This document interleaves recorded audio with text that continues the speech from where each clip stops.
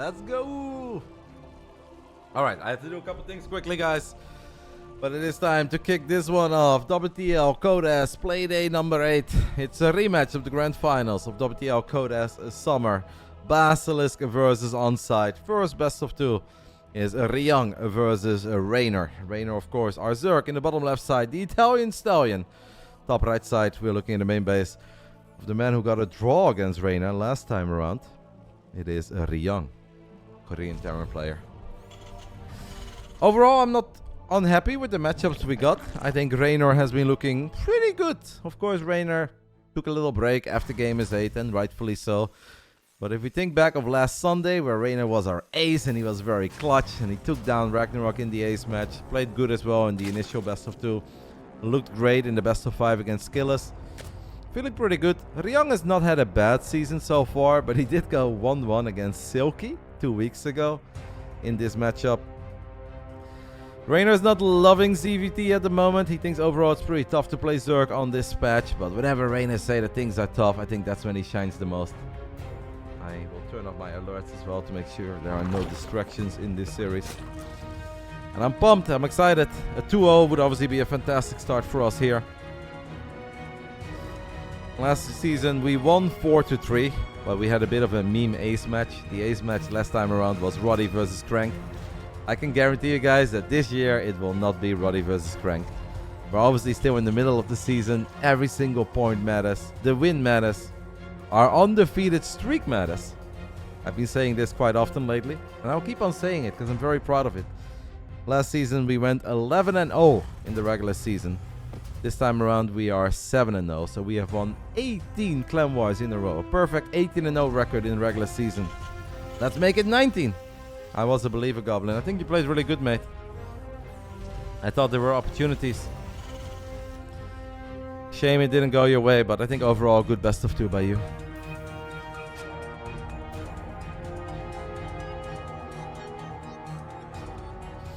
Pretty standard stuff here so far on Solaris, 2.5 minutes into the game. Ryung has not opened up with a Reaper.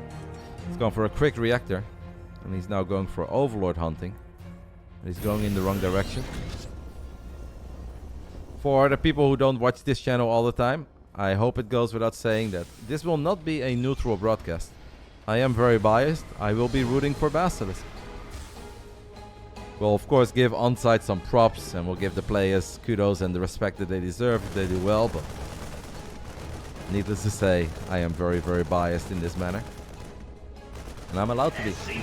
It's my own channel. And I'm rooting for my boys. Ryung is flying over the barracks and he's going to take out that Overlord early on the side of Reynor. Reynor temporarily supply block. We're missing our last thing.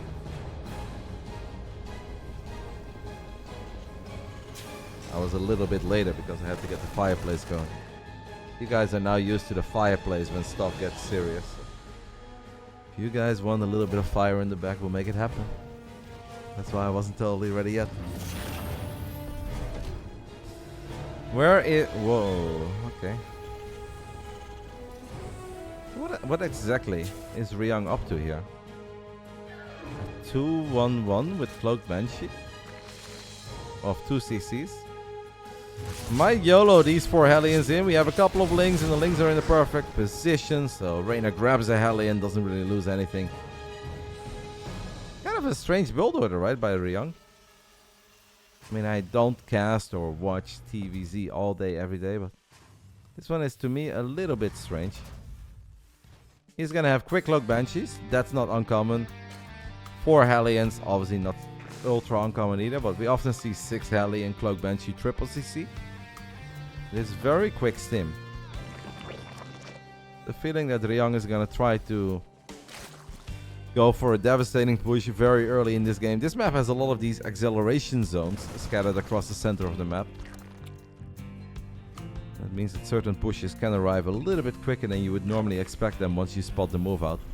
Ryung does drop a 3rd command center 5 minutes into the game. He's hiding the Banshees so far. Now we have to go back to the beginning of the game where he floated over that barracks to take out the Overlord. But Reynor has spores. Not particularly worried. Roddy vs Maru is a dream. I've never played a single game against Maru, so it would be kind of cool to play him once. But I'm not going to play him today. We'll talk about Maru more soon, guys, but I know that some people seem to think that Maru is a bit out of shape at the moment, and he has an injury, and Maru lost in GSL. So far in WTL Codas Winter, no one has had a better season than Maru. Maru played 7 best of 2s, and he won each and every single one of them 2-0. He's got a perfect 14-0 record. Reynor does not have Lair yet, and if you don't have a Lair yet, you don't have an Overseer, but we do have Spore Crawlers, so hopefully these Banshees won't be too annoying. Ryung making a little mistake with his Hellions, losing 2 of the... or maybe losing another single Hellion, because he already lost one earlier. Double Cloak Banshee that was hidden, that he made an effort to stay hidden, gets 4 drones. I'm kind of okay with it. What injury does Maru have? I don't know. Somebody made a video, an article about it. I'm sure someone in the chat knows. I did not really bother to dive too deep into it, because I still see him play. He plays every single week in WTL Codas. Maybe he was just a bit sick. Okay, maybe he doesn't have an injury. Maybe he's just been sick. It is kind of the season to be sick. Doesn't everyone have like a cold or a cough or some headaches or tummy ache? I feel like at this point half of the world is sick.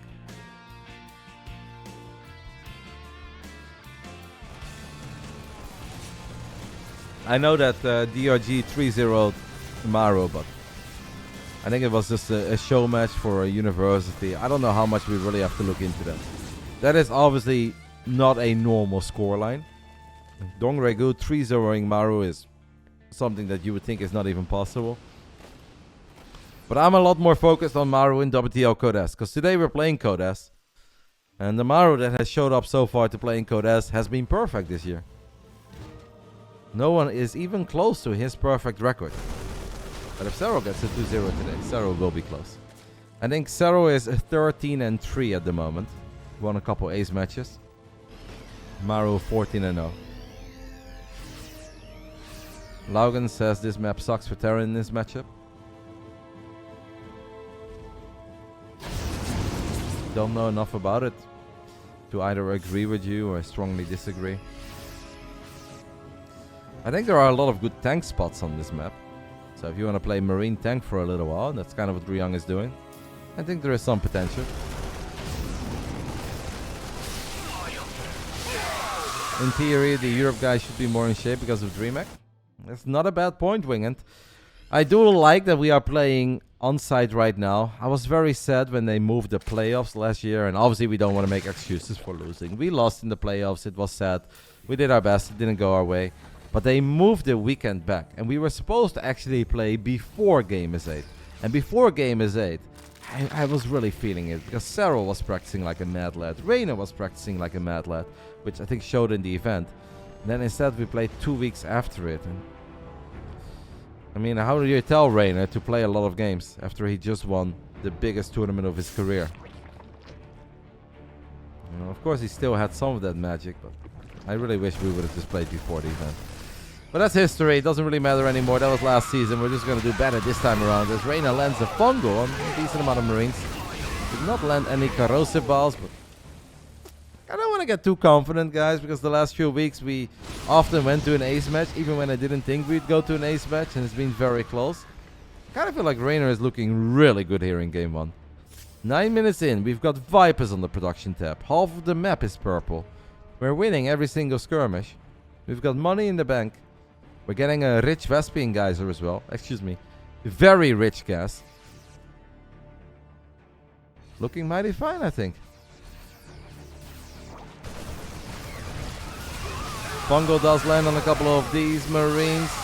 This maybe is somewhat of a questionable fight, but so many roaches, so many ravages that Reynor is confident. He's got all the queens on the other side of this pillar or rock as well. That one Banshee is a bit annoying, but we got an Overseer in the mix. Queens can obviously absorb a couple of tank shots. Queens are very good in absorbing tank shots. Reynor misses the corrosive ball. Oh. I mean, Reynor missed a lot of balls yesterday when we played Padel against each other, but I kind of thought he was a little bit better at landing the corrosive ball than he was at playing Padel. But it's okay.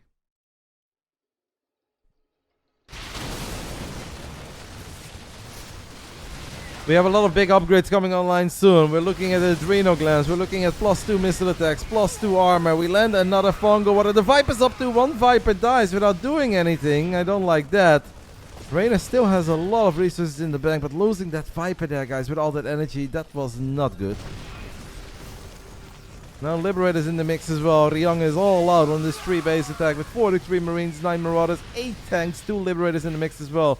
Plenty of medevacs. I wouldn't even hate like the early Parabomb. What a... Oh, so sad that we lost that Viper. This goes to show, guys, that it's never easy, but we do have our first Lurker out. And Lurkers are really good in buying time. And every second that goes by, we get more larva. We get more money in the bank. We're going to land a Blinding Cloud. Reynor goes for it. I hope he knows what he's doing. Takes out a medevac there and a tank. So we're getting a 2-for-1.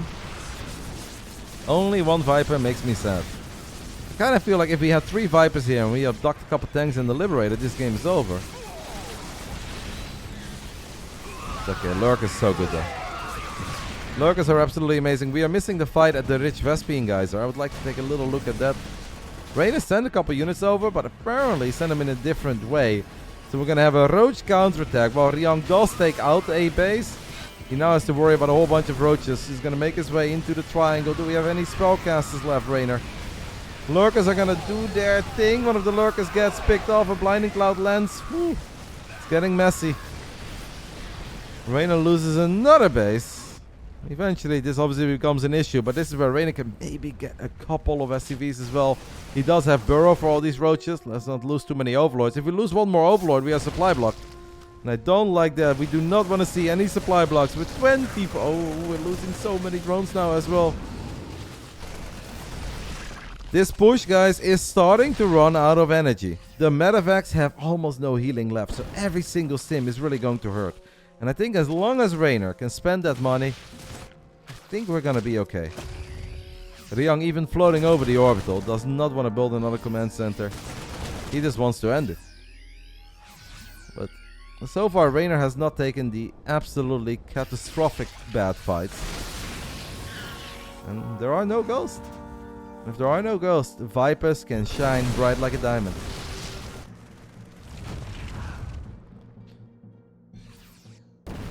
Kind of like the very mature calls that Reynor has made to just let bases die. Like, letting a base die never feels good, but letting a base die is so much better than running into a choke point and tanks getting massive hits off. Oh, Lurker, no! WTL Observer! WTL Observer, show us those Lurkers, baby! As the Lurkers are obliterating all the bio, and that was massive. I'm surprised that Ryung's supply is still so high. This man, this Observer never fails to deliver. Couple of perfect Lurkers in the center of the map, getting really sweet hits off on bio, and he's like, yeah, let me take a look at a couple of Roaches. No! That was big. So hard for Ryung to deal with Lurkers. He's gonna stim forward to at least take out these 3, and I gotta say, good micros, splitting up a couple units on the left. Very well done there by Ryung. And Ryung is actually gonna wipe the floor with all these Roaches too, so that was a very good cleanup by Ryung. But he is gonna take a lot of damage on the bottom right side at his original main base. Loses Liberators, loses tanks. Come on, Hydras! Come on! Kinda feel that the Hydras could have killed that orbital, no? Kind of think we could have maybe killed that orbital.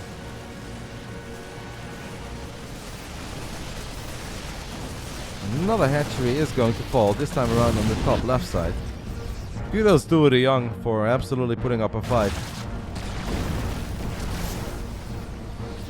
More than a fight even, he's making Reynor work for it. Reynor is still on 76 drones. I think has done a good job in transferring his drones. 7 more Lurkers on the production tab now.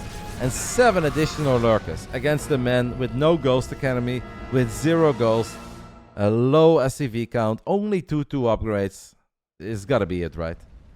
Ryung played a good game, but I think we are getting close to the end. And he needs to start repairing his orbital, guys. It is burning down, he is repairing it now.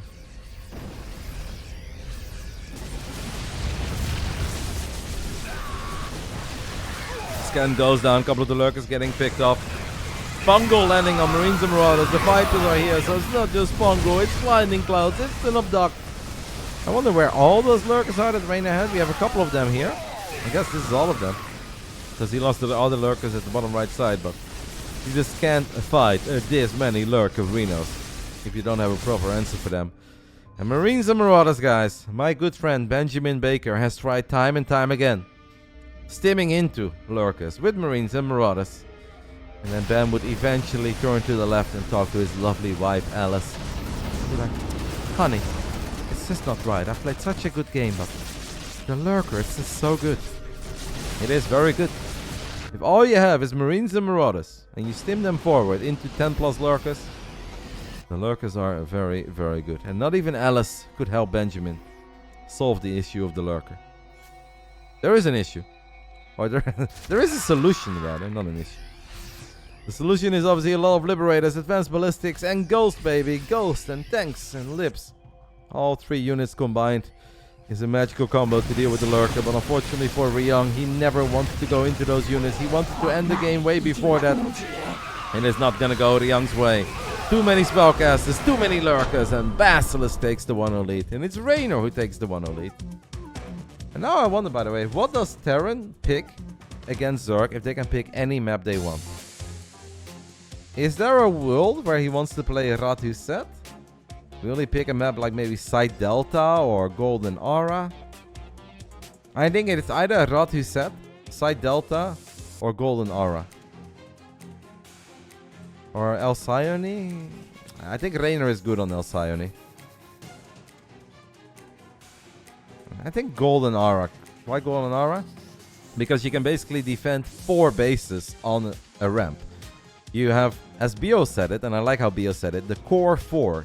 The core... Oceanborn. Okay, I'm not worried about Oceanborn. I have seen some very long TVCs. That surprises me a tiny bit. What is it with Korean SC2 players and the empty white rooms? Solar has a very cool backdrop. I think a lot of them maybe have moved around a little bit, and these apartments are often not that big because living in a big city like Seoul is just expensive. Even the tiny apartments, you'd be like, oh, that's not much. Well, it's very similar to European cities or big American cities. You'll be paying $1,500 or almost even close to $2,000 in no time. So yeah, it's hard for them to live in absolute mansions if they want to live in Seoul.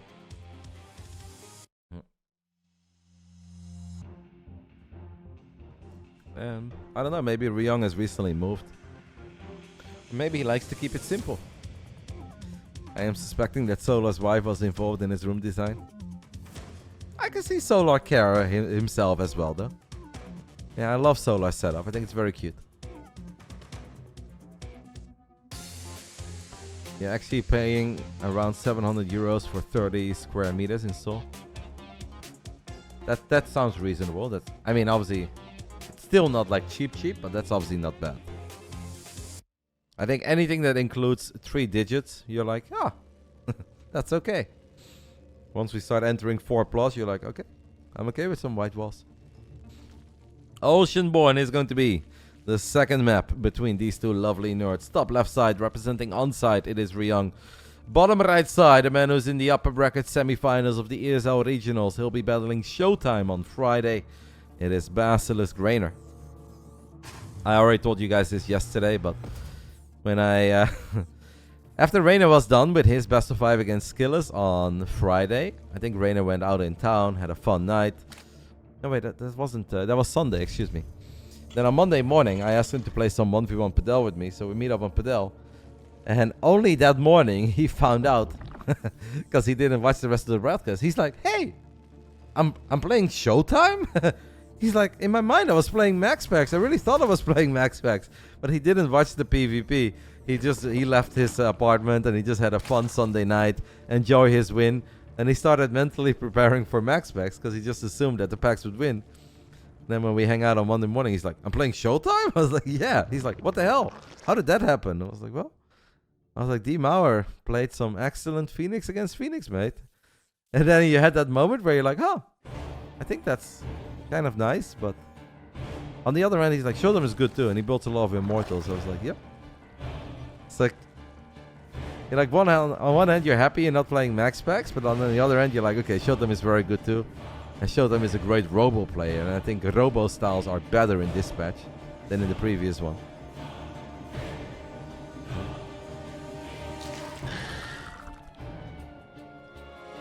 It's just stylistically, I think it's a completely different challenge for Reynor. Where Max Packs is a lot about speed, aggression, non-stop trades, fantastic adept Oracle play in the early game. Showtime is a little more calm, cool, and collected. They're both very good at what they do, but obviously they play in a different way in that matchup.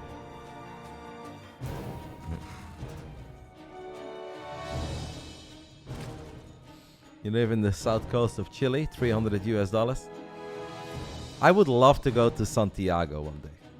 I've already traveled a lot in my life where I've kind of reached the point, guys, that if I never really go anywhere anymore, I wouldn't even be that upset. Because I feel like I've already been very lucky by going to as many places as I've gone to. But if the opportunity presents itself, I would kind of love to visit Argentina, Colombia, and Chile once. I think that'd be very cool. A little South American holiday. I've been to Brazil a few times already. I would definitely like to go back, but I think visiting Chile would be awesome. I think Colombia looks amazing as well. Beautiful landscapes over there. I guess almost every country has beautiful landscape compared to the Netherlands, since we're very flat. And when I see some of these images of Medellin, it looks amazing. Cali.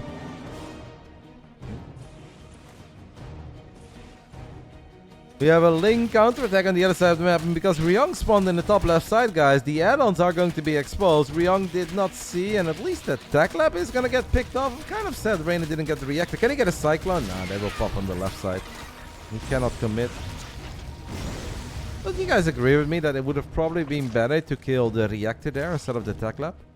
The reactors are more expensive, and it seems that the reactor is more important to Ryung's playstyle. Tech lab is nice. I think I would have preferred killing the reactor, but...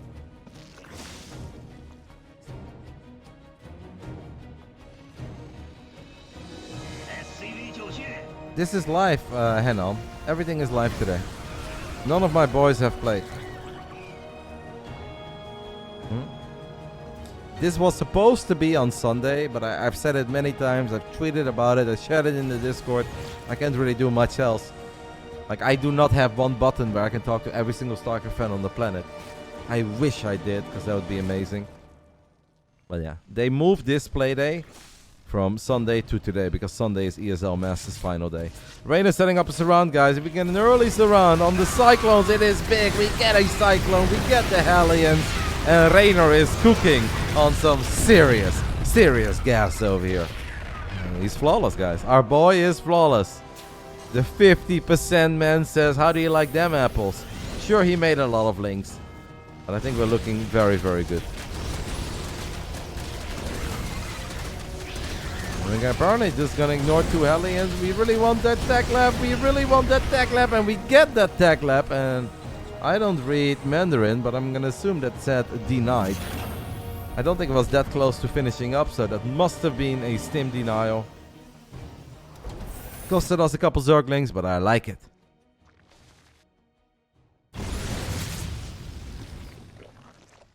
Where is it? Denied. That was game 1. Pretty good. 3 base all linked by Ryung.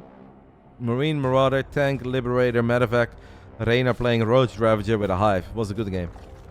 And at one point Reynor lost multiple bases and a bunch of drones, but he never fell apart. But it was a good game.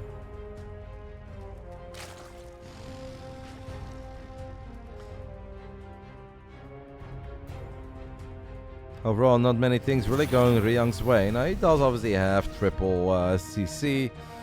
He has pretty quick 1-1 upgrades. So I don't think Ryung is, like, hating life. But it just this game cannot feel that good, right? When your Hellions get surrounded, when the Cyclones don't do a whole lot, when Stim gets denied. Momentum-wise, I feel like it's favoring Reynor. Overall, state of the game is not bad for Ryung. Like, Ryung is absolutely still in this.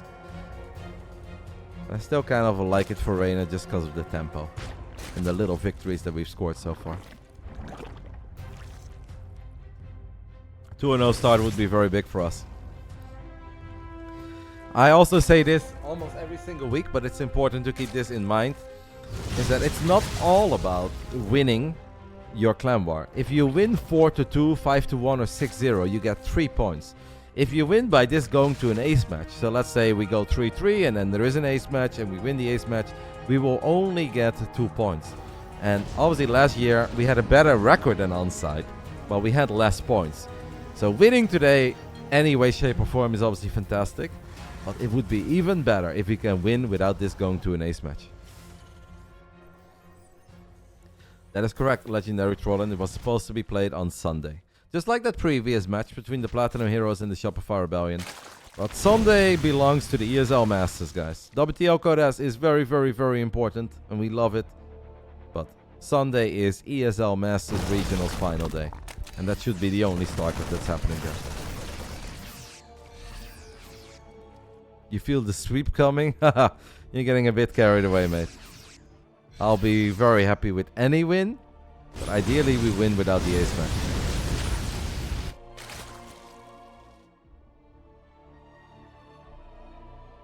I appreciate it, Public House. I've been doing my best for a long time to make my stream a bit prettier and make everything look nice and cozy.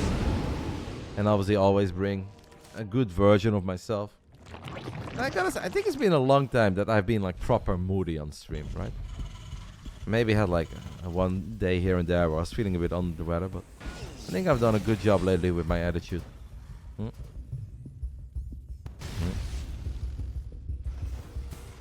Yes, if we go to an ace and we lose, we will still get a point. If we go to an ace match and we lose, we get 1 point. If we go to an ace match and we win the ace match, we get 2 points. If we win without an ace match, we get 3 points. The other team gets 0 points. Reynor has 62 links, 30 banelings, and 11 queens. Ryung is working with 41 marines. 1-1 upgrades are done for Reynor, but we are down a full set of upgrades, so we're gonna need some good baneling connections. Reynor does not really believe in the baneling, but we need the baneling to shine right now. We are blowing up helpers. We are counter-attacking, by the way, guys. A lot of dead SCVs. WTL is not aware of it, but Reynor has killed 17 SCVs. So if we just get a decent fight here, we are absolutely cooking. Most of the Widow Mines have fired. Banelings on creep. It's close. We have to pull back a little bit. We need to wait for some reinforcements. I think it is kind of... Oh, we need a bit more. No. Okay, we had a couple of banelings there connecting with Marauders. Good micro by Ryung on creep as he saves a lot of the marines. And Ryung is going to stim forward and is going to get on top of a lot of the morphing banelings. And if Ryung takes out the baneling nest, Reynor is going to have a very, very, very hard time cleaning up 2-2 bio. I thought the start of the fight was promising. Unfortunately, the second half of the fight wasn't all that good. Those are decent connections, but the reinforcements have arrived. And even though Reynor killed a lot of SCVs with the counter, Ryung ties things up. A very powerful 2-2 timing. +2 marines, +2 marauders, widow mines, and some good micro by Ryung there. Means that our first series between the two heavy-hitting teams of this league is a draw. ONSYDE 1, Basilisk 1. It's obviously tiny bit disappointing. It looked promising, but it's okay. We move on. We are battling. Ryung and Reynor just love to draw. No, Levitas. So the main reason, guys, we had that Roddy versus Crank ace match last season is because it was the absolute last clamor of the regular season. And whether we would win or lose, it didn't really matter. Right now, we are not at the end of the season. This is play day 8. There is still a whole lot to play for. Every single point matters. So if we go to an ace match today, it will never be Roddy versus Crank. Now, it could be, obviously, Roddy versus Maru. If Reynor and Serral feel that I'm the guy to take down Maru. Roddy against Maru is on the menu. Roddy against Solar is on the menu. But Roddy against Crank, that's not an option.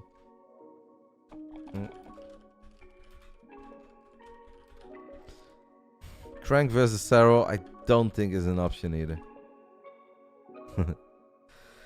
Next best of 2, guys. A big one. A very, very big one. Trigger has peaked for us quite a few times already in the WTL Code S. I want to make sure that you guys don't get any ads in the middle of these games. I'll take a very tiny break, and after that, I'll be back. It is Trigger versus Solar coming up. Alrighty. History repeating itself. Basilisk versus ONSYDE starts off with Reynor versus Ryung. And we're all tied up. Time for our second series. Solar, your recent GSL Code S champion, against our Canadian stud muffin Trigger.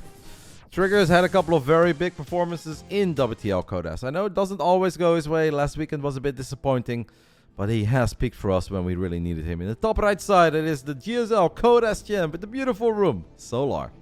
Lovely dude, obviously. Bottom left side, it's our Canadian hero playing Protoss. It's Trigger for Basilisk. Trigger 2-0'd beyond last year. Trigger also 2-0'd the world champion of StarCraft 2 a couple weeks ago when the Basilisk played against Dragon Kaisi Gaming. That is unfortunately the only clan war that I've ever missed because I was in Las Vegas back then. Wait, is Solar gonna take the gold? Solar is opening up with the gold, guys? I don't hate this for us. I don't hate this for us. If Solar wants to make it weird, Trigger is an NA hero, baby. Trigger has known nothing but weird StarCraft since the day he installed. Because obviously as a Canadian, you play on the American server. On the American server, you get used to playing against weird stuff. I don't hate this. I'm hopeful. A draw for us here would obviously be fantastic. We have to be realistic. Solar is a legend in this game. Solar is a world-class Zerg player. Solar would have a shot against all three of our players. So if Trigger can take a map for us here, I think we'd be very, very happy. If he wins, we'll be incredibly happy. But a map, I think, would already be fantastic. Trigger looks really young. How old is he? Trigger is kind of young, but he's not super young. I think Trigger is 20. He's 19 or 20. Solar just won GSL. I said that, mate. Put some respect. I give him nothing but respect. I don't know who you're arguing with, but I've given Solar nothing but love and respect. You're making it seem that I introduced Solar and said that he's bad at StarCraft, but I said nothing along those lines. Are you talking about the predictions? That's okay. People can predict whatever the hell they want. Is Ryung a GSL champion? No. Ryung did have a very deep run a long time ago when the GSL Code S finals. I think it was the final, the absolute last GSL Code S that was played on Wings of Liberty before we all moved to Heart of the Swarm. I think Ryung back then made it into the semi-finals, and that's where the legendary Imba came from. Because he died to Broodlord Infestor. I actually kind of get goosebumps when I talk about it. Because I was there in Las Vegas at the Cosmopolitan GSL Code S. It was very cool to watch. And let's just say Ryung was not happy about Broodlord Infestor. And you know what? The man had a point.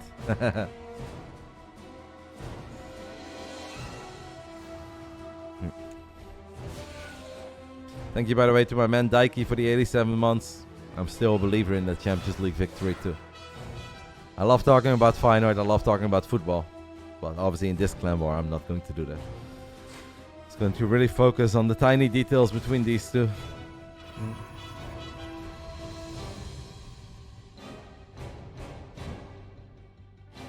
Got an adapt in the center of the map. Whenever a Zerg player takes the gold early on, as a Protoss, you're always a tiny bit concerned about some of these crazy weird all-ins that could hit. Solar is a no-bly. I'm not expecting a weird all-in here early, and he's not showing us anything that makes us feel like this is going to be an all-in. I'm gonna try to just take this Nexus. Alright, the adepts are where they need to be. The first oracles on the other side of the map. With Solar taking the gold so early, guys, there is obviously a lot of potential for adepts and oracles to find drones. Because drones will be bouncing all over the place. There is a lot of transfer that needs to happen. If you build any drones from your gold, it takes a long time for them to actually make it to the natural. Is Trigger Korean? Yes, he is, Volts. Yes, he is. Well, I mean, obviously he's Canadian, but he has Korean roots.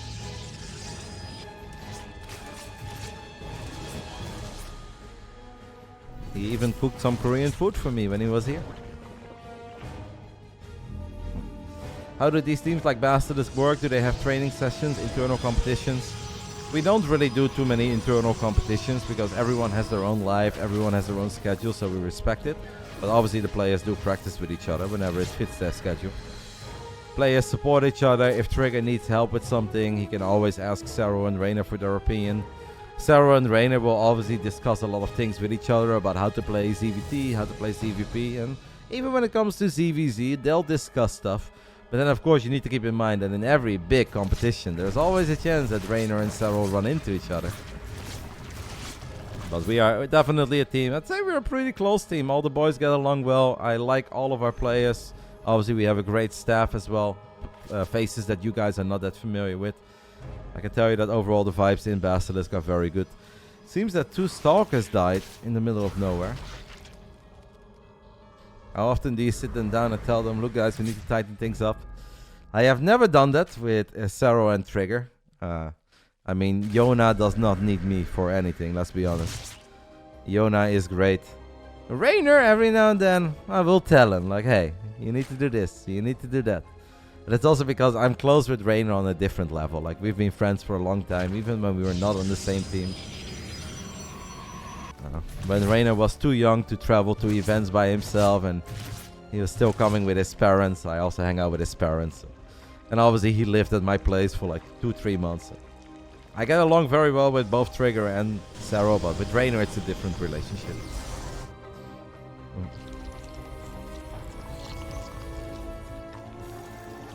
Trigger a supply block, guys, and that's a really big one. This is the biggest moment of this game so far, guys. 93 out of 93. We have a lot of money in the bank.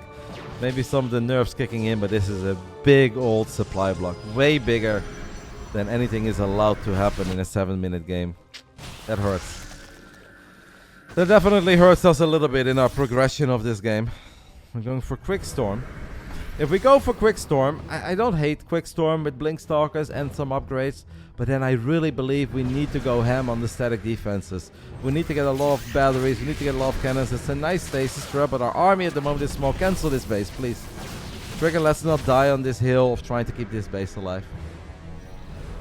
That supply block really hurt us. I don't like the idea of going up to 4 bases this quickly when our opponent is this committed, guys. Trigger has 6 workers more than a Zerg. I don't like the idea of defending a 4th base. We need to defend 3 bases. Oh, the supply of solar has just exploded. This is where that supply block is really showing as well. Couple drones dying on the other side of the map, but this is not that important. We're gonna need the biggest storms that we have ever seen, and it's not 1 storm or 2 storms. We need multiple massive storms in a row. First cannon gets killed. Solar is going to try to make his way into the natural. Sends a couple of links. Storm then, mate. There you go. Oh, it's so hard. The Queens are walking into his faces and make them into Archons. Archons. We're going to try to morph them into Archons. It just feels that Solar has an overwhelming amount of units here. And that gold is starting to really pay off.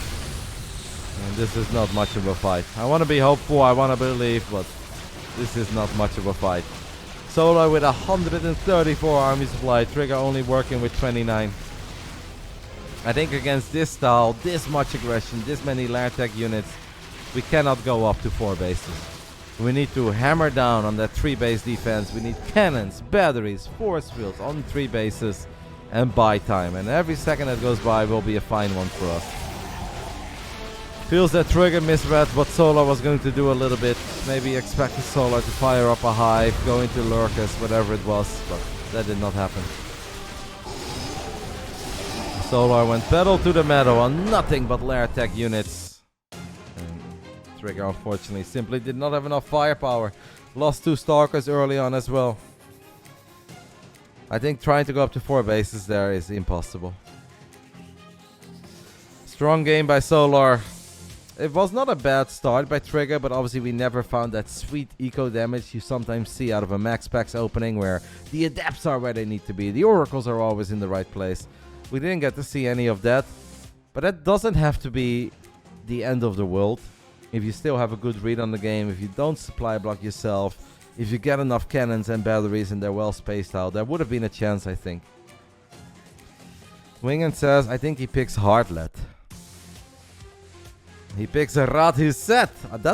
That was going to be my guess. And I know some of you guys will not believe me. Like, yeah, sure, Roddy, you thought he was going to pick Radhuset. But I had the feeling we were going to pick Radhuset.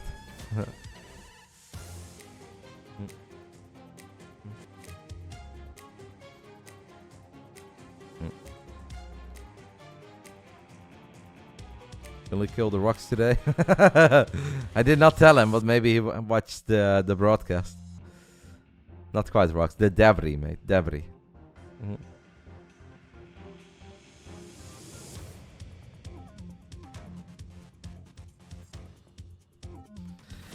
It's all good. We are trailing, but we have been trailing in many of the clan wars so far this season, guys. Even though we have a perfect 7-0 record, I think we have been trailing in 3 or 4 different clan wars we've had so far. But we always came out on top, so I'm not panicking just yet. I never panic anyway. Thank you, Lisak Medi, for the 32 months.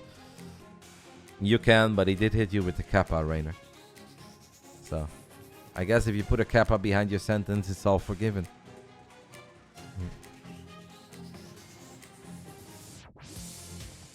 I don't know why Trigger likes this map. Maybe he's got a cool carrier build up his sleeve.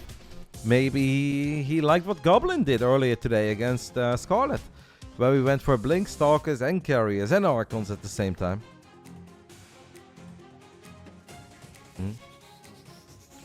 1-1 here would be massive. Come on, Yoon.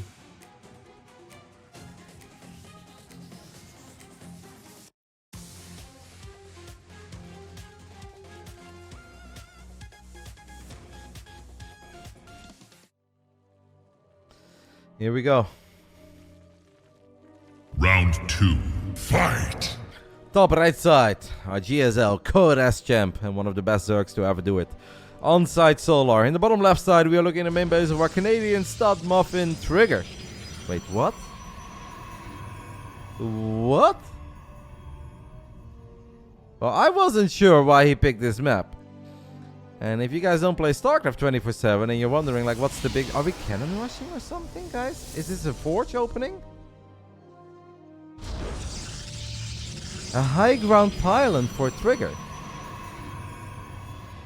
Every single high level PvZ I've seen so far on this map has started off with the Protoss building the pylon on the low ground. So you can just get an easy wall off, you can take an expand and take it from there.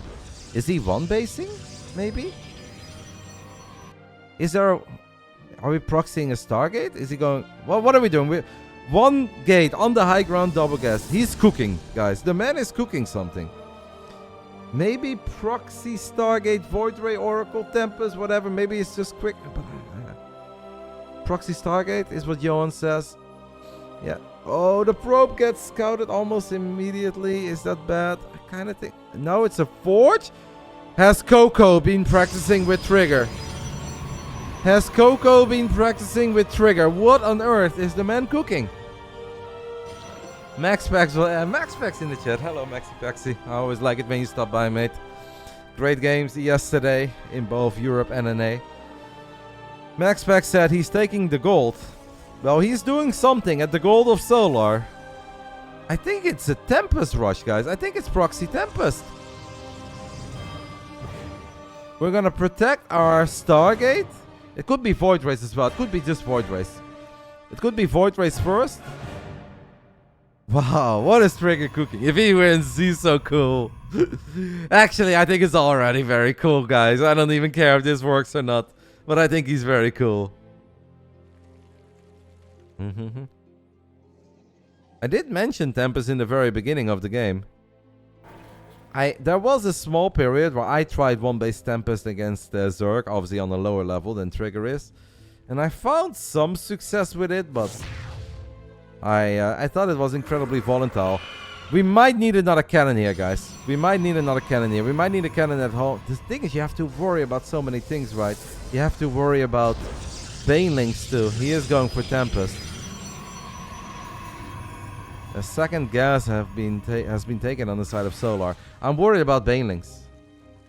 Hello, Yona. I've never had this much MMR in my chat, by the way, guys. MaxPax, Reynor, Naniwa, and Serral are all in my chat. This must be an MMR record for Twitch chat. I like the second cannon here, because if we lose a Stargate, we lose the game. Solar fires up a lair tech. Of course, the depth is not gonna get a whole lot done.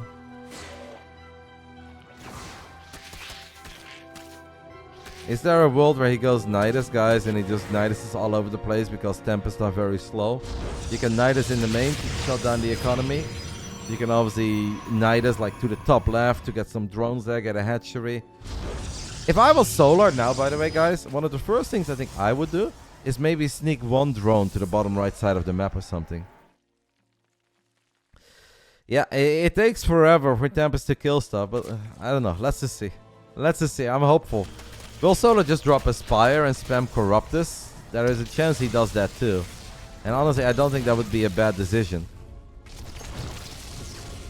I do love secret bases, yeah. Careful with your Tempest, but obviously we have a shield battery there too.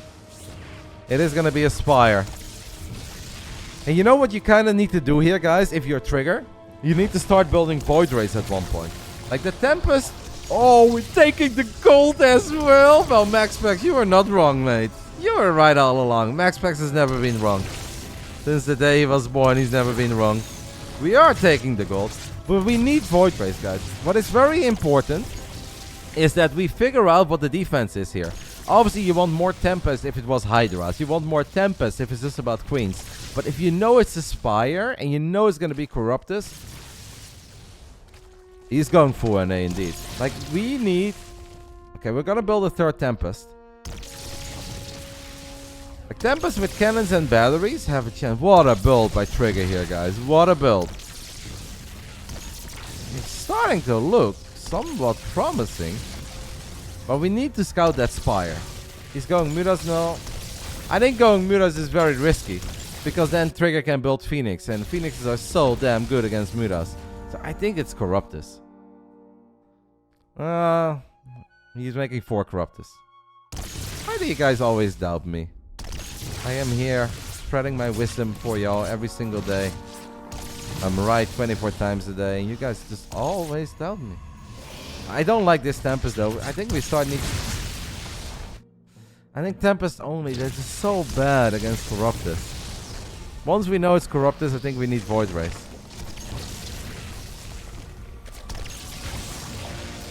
Okay, he saw, I think, a Corrupted there. Yeah, obviously the Tempest near cannons and batteries, I believe in them. But eventually Solar is going to get that base at 3 o'clock. And that's... He's making a Void Ray now. I like it. Second Stargate, Void Ray. Can we recall some probes? Can we just recall? Can we stack like 20 probes? Careful, okay. We have battery overcharge, by the way, as well. We have battery overcharge if we need it. We don't need it yet. Guys, am I crazy for believing? I'm really feeling this. Why don't we... I want to see a recall. I think it's looking good. As long as we don't lose any Tempest and we don't lose the Tempest, I think it's looking pretty good. We have gone full NA and I like it. I went full NA and I like it. The taste of your proxy Stargate. I build a cannon. If he recalls, he can't overcharge the battery. Well, you can still have energy on your main nexus. We're transitioning. We're building a Twilight. Do we even have Warp Gate? We are transitioning. I don't know if he ever got Warp Gate. Yes? Okay. So what do we transition into?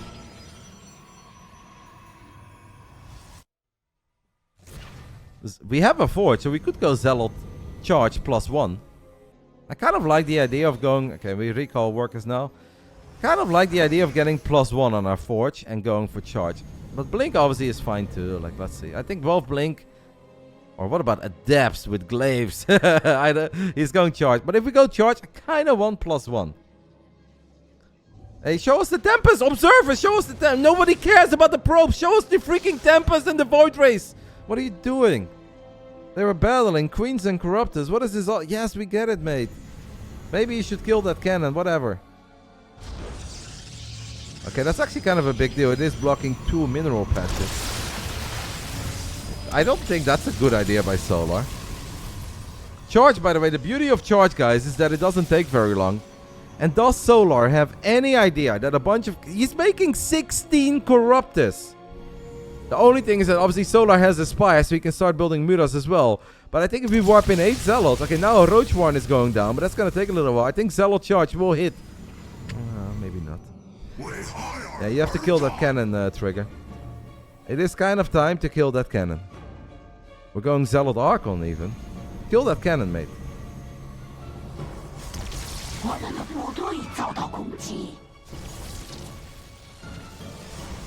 What a game. We're warping in some... okay, Solar gets a good scout off. That's obviously a very important scout. Maybe he already kind of knew. Now he really knows. I mean, Roach Corruptor is very good. And we don't have anything that micros very well against Roaches.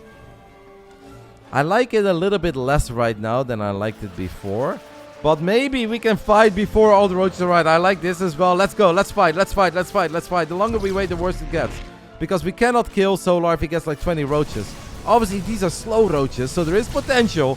Trigger sends it with a couple Zealots. Let's keep our army together. Let's kill drones or something. Oh, we didn't kill anything. We did not kill anything. The Archons will get some good hits off, but I don't know how much I like that. Oh. I'm not really feeling it anymore, guys.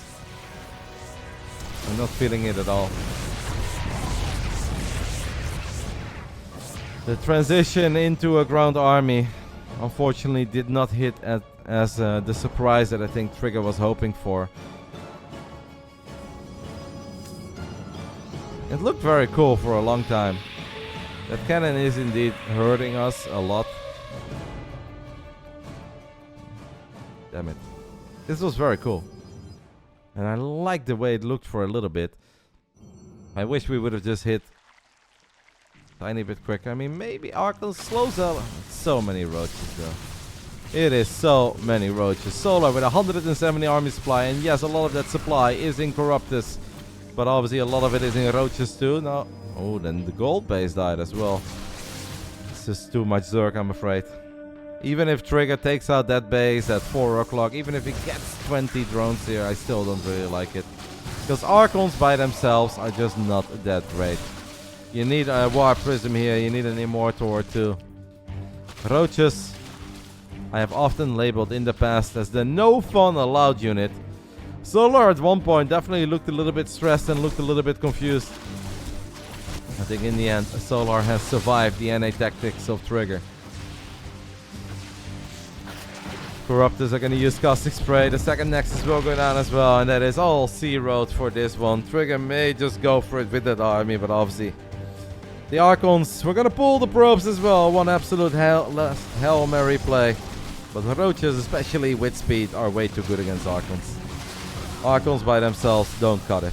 They can be great, but they need support. They need assistance, and Archons alone are not going to do it. GG gets called. Really cool build. Great idea. And it was very close, I think, from time to time. Unfortunately. It will go in Solar's way. And that means that ONSYDE takes the 3-1 lead. And I did say that we have been trailing, but I don't think we've ever been trailing 3-1. Our magical streak of 17 victories in a row in regular Codas is in a bit of trouble. Outcome of this best of 2 was a Solar 2-0. Last one is a Maru versus Serral. Best of 2. Maru 2-0. Serral 2-0. The all-time GOAT matchups. 2 GOATs will collide here with a regular WTL Codas victory on the line. Maru is so far the best performing player in WTL Codas. These are the stats of this season. Maru for ONSYDE a perfect 14-0. He has played 7 times, and all 7 times Maru has won 2-0. Obviously, Serral is doing very good as well. He has 11 wins and 3 losses. I said 13-3, but I guess I was thinking of Max Pax's record. Serral is 11-3. He has not lost a single time yet, but he did have 3 draws. 2 GOATs collide. I'm going to go ahead and take a tiny break to make sure that if we have a very long game, there will not be any ads running. And I'll see you guys in 2 or 3 minutes. Be right back. We need you now, Yona. We need you now tonight. We need you more than ever. And apparently the goats are very eager. Opening map, guys. Believe it or not. RotterdaM Station. They did not pick this. This was decided by the WTL for this playday. Every single third match of every clan war needs to start on RotterdaM, and that includes Maru versus Serral. Here we go. Let's get it on. Round 1. Fight. In the bottom left side of RotterdaM, playing, I think, the highest level CVT we've ever seen on this map. We're looking at the main base of the great, the all-time GOAT, Yona Sotala, the man who has won it all. In the top right side, we're looking at the main base of the other GOAT, the man who has won it all over in Korea. GSL after GSL after GSL has belonged to him. ONSYDE Gaming Maru. Or apparently it's just ONSYDE right now. Seems like they copied us. Basilisk is not Basilisk Gaming or Team Basilisk or anything. We are just Basilisk. And apparently ONSYDE has dropped the gaming and they are now just ONSYDE. What race does this map favor? Well, historically we say in ZVT, if maps are large and wide open, it favors the Zerg. And obviously this map is incredibly large and incredibly wide open. But it's also a good map to at least turtle in the beginning, and it's very easy to secure 4 bases. And if there is one Terran who enjoys the late game, it's that dude who has won too many GSLs. I've lost track, guys. As soon as we can no longer count them on one hand, I lose track. I believe we're at 7, but who knows? It's too many.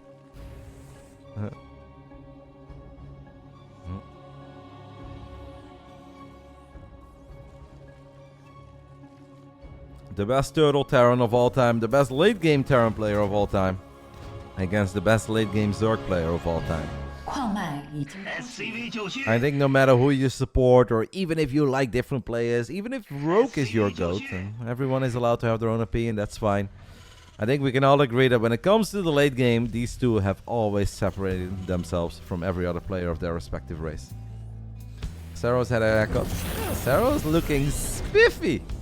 That man is looking spiffy. He knows he's bad. Rogue's late game was never that good, Munra. Rogue is an amazing player and was an absolute killer, especially in those big international events. But Rogue was not a late game god. Like, I am 100% confident in saying that even Dark's late game was a whole lot better than Rogue's late game. And Dark showed that time and time again. But Rogue was amazing at other stuff. Rogue was amazing at finding quick ways to win. Rogue's aggression was amazing, obviously a great multitasker, but late game was not really where he shined the brightest. Even Rogue was open about it, yeah.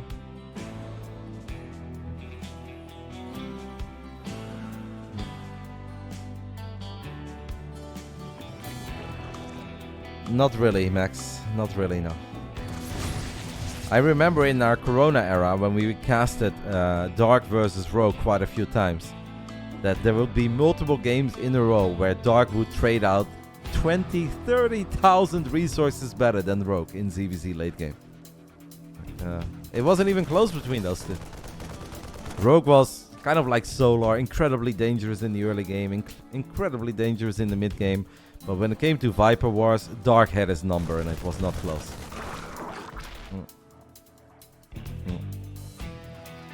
And obviously there's no shame in being outplayed by Dark, because Dark is obviously a stud. But Dark was better in the late game.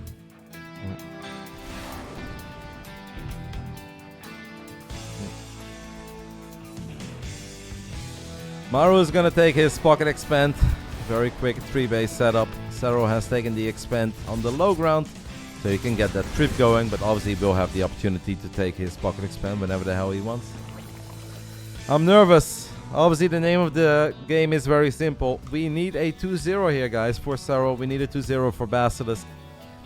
If Serral does not 2-0, ONSYDE Gaming gets the W. They get all 3 points, and they create a pretty serious gap between themselves and us in the regular season, which means it's going to be very hard for us to win the regular season.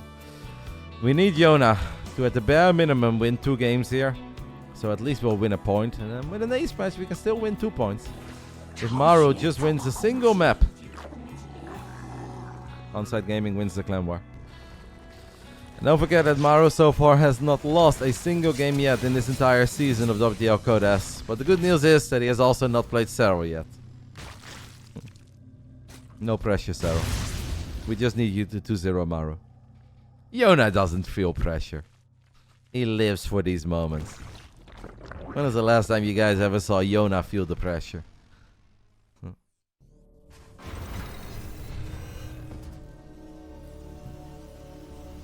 I feel the pressure. I'm not even playing, guys, and I feel like I have the jitters. I'm shaking a little bit, and the hairs are standing up on my arm. I wouldn't say goosebumps all over my body, but I'm definitely feeling a little bit nervous. Maru did lose to Scarlet, yes, in GSL Code S. But that is not WTL Code S. What's the average ping for EU versus Korea? I would say that players in general will be playing with anything between 115 and 165. Double drop in the pocket expand of Serral. As Serral is going to play Mira Ling. We have 28 links, 9 queens, lose a couple drones, that is it. I think game 1 is played on US West. Game 2 will be played on US Central. So game 1, Maru has a better ping than Serral. The second game, Serral will have a better ping than Maru. Reynor says that Serral has 190 on West. I mean, that's proper high. Alright, that's it. I'm taking Serral in. Serral, let's move to the Netherlands, mate. I only get 165 or 172 on West.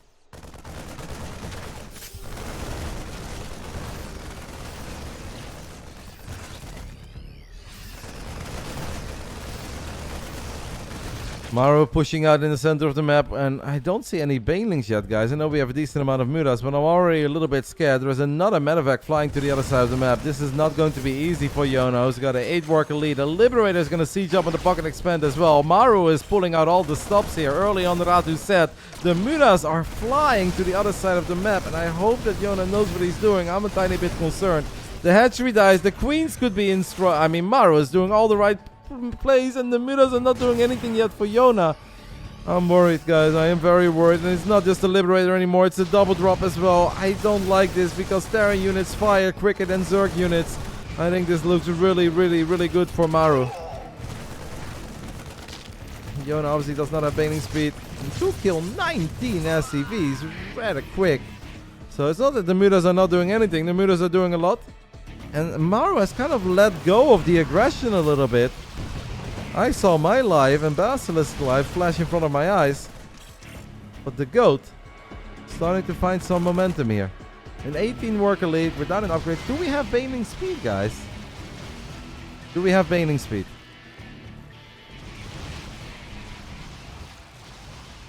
Yes? Okay. Obviously, upgrades are still going to be scary. Maru will probably have a pretty terrifying 2-2 timing, but... Nice micro as well, but in the end, maybe we overstayed our welcome a tiny bit as we do bleed out 2 Mutalisk. 2 Mutas fall. And I was so worried that we were going to lose a whole lot more than we ended up losing.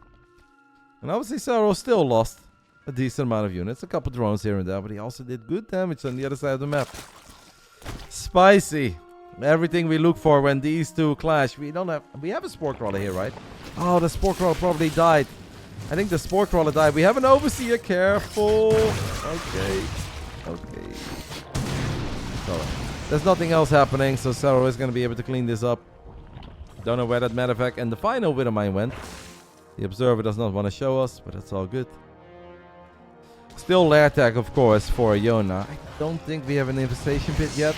No, there it comes. Infestation pit gets dropped now. Yona wiggling in his chair a little bit. Letting go of a tiny, deep breath. He's not the only one. I'm not playing, but I'm feeling it too. Muta count is pretty high though. We've got +1 flyer attacks. A missile turret or 2 should not be... Widow mines were hidden behind that refinery. One of the mines fired. Maru doubling down on the missile turret defense. Making Nathanius proud over here. No turret is too many for Nate. Hello, Alexi. You know it, mate. Because I'm excited for our upcoming fight nights. Colby. Nathanius catching strays? Not at all. I don't think that was an insult. Why do you guys make it seem that everything I say is a stray? Nate loves missile turrets. That's not a stray. Is that fire real? Yes, it is. Everything is real on the stream, guys. Including the 6-packs that I show you guys every single day. Mutas are going to dive into the natural. So many turrets.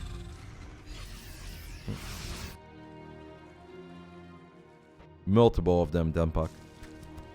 Because we're not talking about my belly. Banelings! Oh, Widow Mines are going to fire. And Widow Mines will fire. It's not as bad as what I thought it was going to be. But obviously we lose a few links. We lose a couple of drones. Serral, unlike my boy Reynor, does believe in burrow, baby. We get quick burrow. We're gonna get some burrowed banelings. Fantastic map for it. Very obvious where the Terran army is gonna be. I always love burrow. The Mutas pick up a Viking in the bottom right side. Ah, this is so cool. 12 minutes in, and it's a must-win game for us. That this is the kind of game we're getting. Because Maru against Serral, no matter how amazing it is on paper, has not always delivered in the past, guys. Quite often, this has been relatively one-sided, relatively underwhelming. Think of TSL that we had in Utrecht a little over 2 years ago.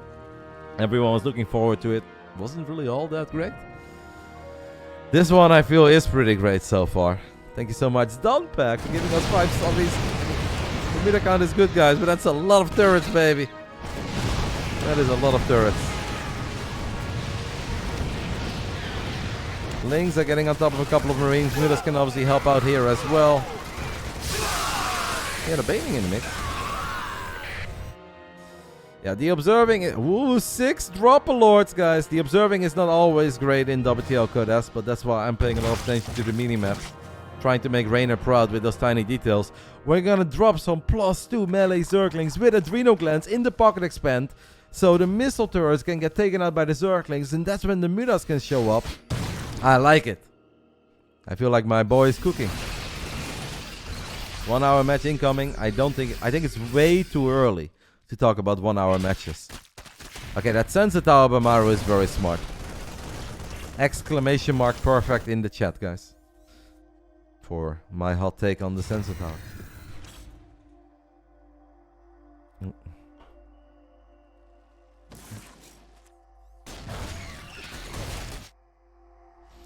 Here come the links and the sensor tower is there, but Maru may think initially that it's just the Mutas showing up, but it's not the Mutalist showing up, baby. And sure, an Overlord or two is gonna get picked off here, maybe multiple drop lords will fall, but the links are gonna take care of a lot of these missile turrets. They have adrenal glands, they have +2 melee. I want to take out the sensor tower too. Yeah! Take out that sensor tower, mate. We get all but 1 turret, I believe. Maybe we even get that final turret. If Maru doesn't repair it, we do get that final turret too. Burrow has now been revealed, but that's okay. Alright. Maru is now going to build the missile turrets a little bit closer to the edge to make it harder for these drop lords to show up. A couple of infestors on the production tab. My contact lens is bothering me. I am old-fashioned and I have hard contacts instead of soft contacts. Because they don't really work for my eyes. But if there is something underneath your contact lens, it can really hurt. And it seems like I'm crying, but I'm not crying yet, I promise.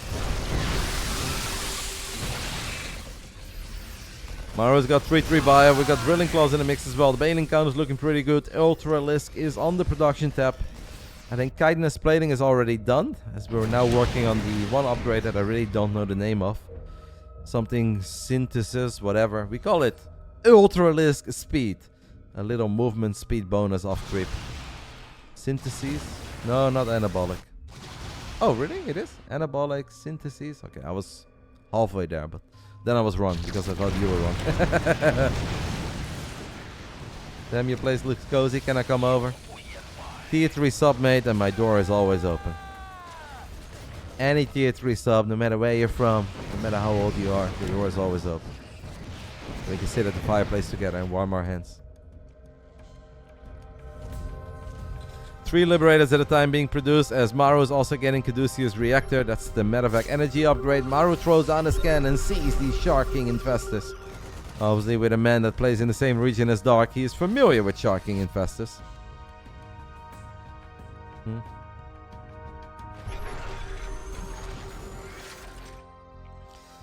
I also have glasses, guys, and I do use my glasses a decent amount, but it doesn't work for video games. My eyes are a little bit messed up. The glasses only work if I sit dead still, if I read a book, if I watch a TV, that's fine. But if I'm gaming, I cannot use glasses. Sharking investor in the top right side of our screen. Do you have a condition? Yes, I am a sick puppy. Doctors have studied me for a long time and they said, we have the results. You're a sick puppy. And I was like, I know.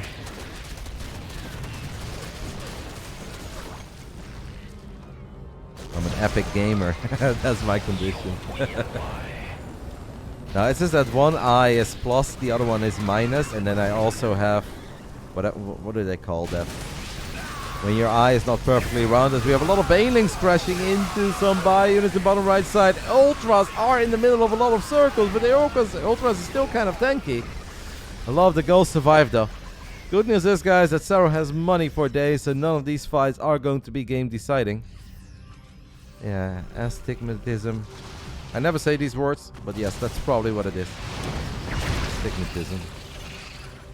So, I have glasses, I use them, but for gaming it would not work. Anyway, enough about my eyes, guys. I just want to tell you guys that I'm rubbing my eye because my contact lens is bothering me. Maru has made some good progress in the bottom center of the map with a lot of liberators. Nice fungo on the goals, by the way, guys. Is that good enough? We kind of needed the DJ Khaled, another one. One of the doors is going to get picked up. Serral does break this setup, and that's nice, because now we can take out a couple of these missile turrets as well. We should be able to pick up those remaining liberators, right? Somebody said earlier the mutas are becoming dead weight. Oh, what? Wait, okay, the orbiter actually already lifted and is floating over. But at least he got all the missile turrets there, too.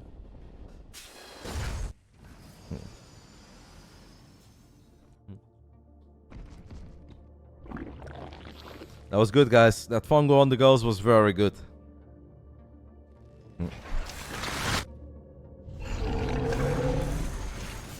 That sound was very dramatic.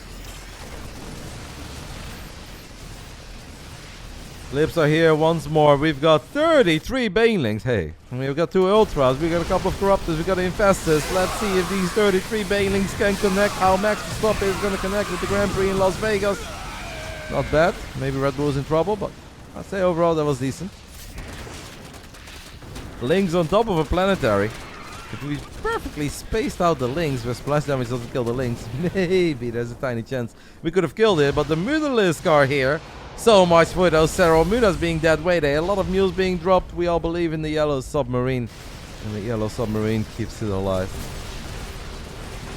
Excellent first game between these two, but Serral is a whole lot richer than Maru is. So some of these fights, I don't hate it. Obviously, Ratu set has a lot of bases. A Liberator is killing drones somewhere. That's a lot of drones, Yona. I know we're rich, but we don't want to lose 12 drones against every single Liberator. Maru is now getting on top of a hatchery that is right next to the pocket expand of Maru. This is obviously not a base that Maru will ever allow Serral to mine from.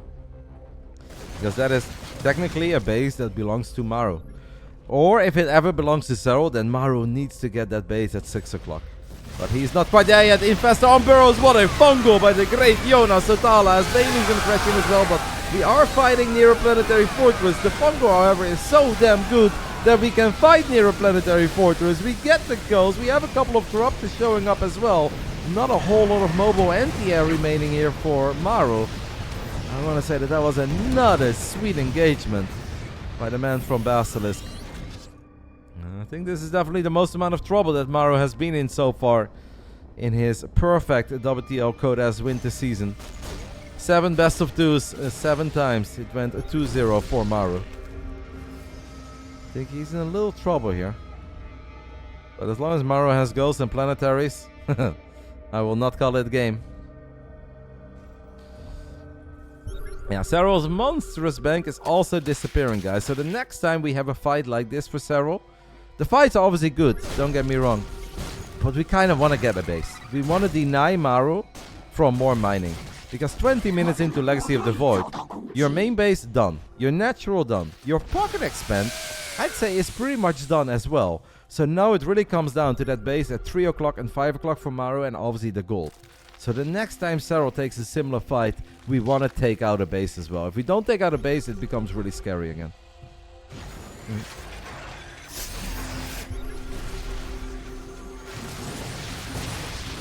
Liberator's creating a couple of circles on the bottom side of the map, and Serral is going to lose that bottom base too. Don't forget, we also lost that top base, and it is very important that Serral starts comfortably mining of one of the two. I think Serral's sending out another drone to the base at 12 o'clock, so he's going to make another attempt. I think most of the fights right now will take place in that top side of the map, but while I say that, Maru is actually kind of pushing the gold of Serral.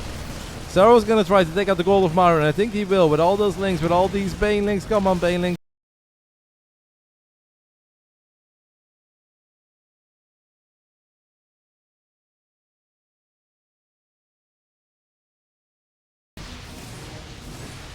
We are battling.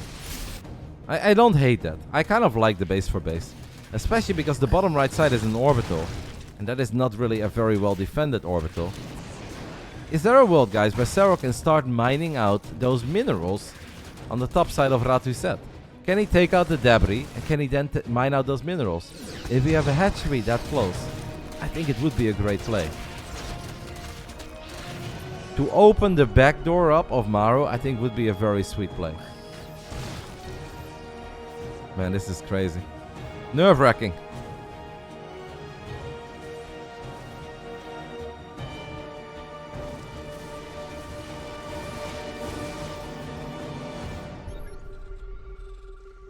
Really, guys?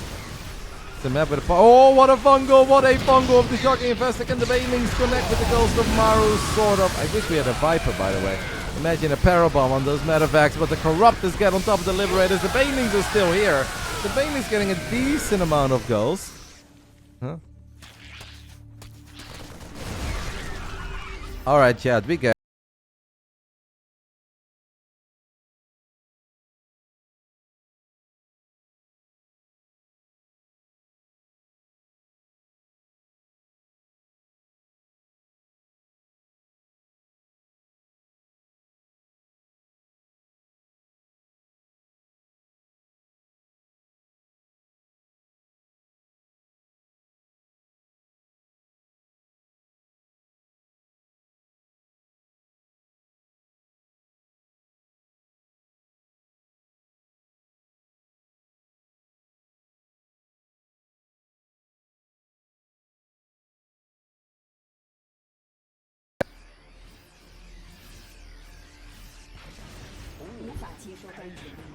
Not a Shocking Infestor, but Maru. Maru scans. He sees the Infestor. The Fungo still lands, but I don't think Serral can really chase here. Nice. Oh, great hold position. Great split off. They're both playing an awesome game so far, guys.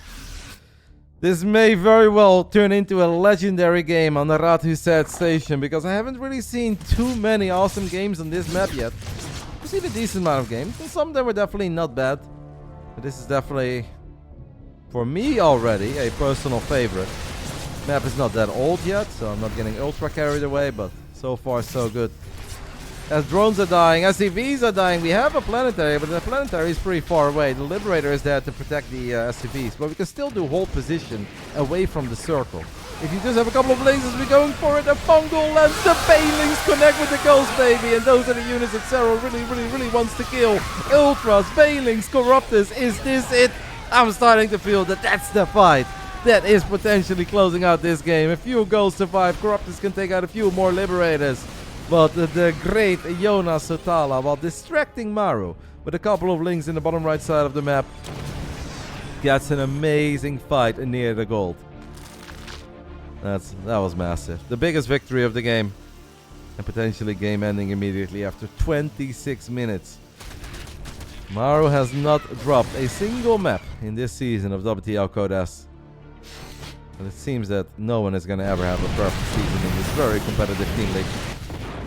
Lings are everywhere, taking out sensor towers, getting on top of new additional bases. Corruptors are going to use Caustic Spray on that orbital in the bottom right side, so that's going to deny even more mining from Maru. And how will Maru ever find the resources?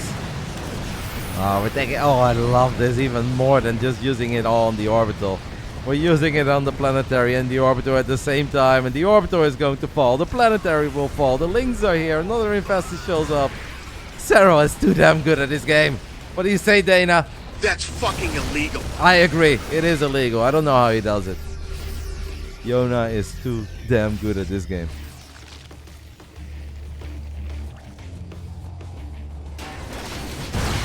Couple Winter Mines finding good connections there with the Zerglings, but how much longer? Ooh, that SCV train would have continued.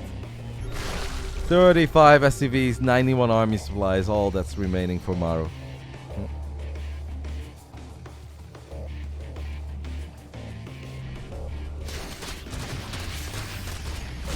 Yeah, a lot of people hate on this map, but it's really cool to see these two play on this map. Could be our final fight. It's Lynx, it's Veins, it's Ultras, it's Corruptus. Yes, there are Ghosts, and Ghosts are always scary. But as long as we can bring an Overseer or two here, we should be able to take out the final few Ghosts. We don't have an Overseer, so we're not able to. But it's all good. 188 supply. Serral made a funny face there, but it's okay, Yona. We're almost home. This is where the little kids in the backseat ask, are we there yet? And at this point, guys, we're actually pretty much there.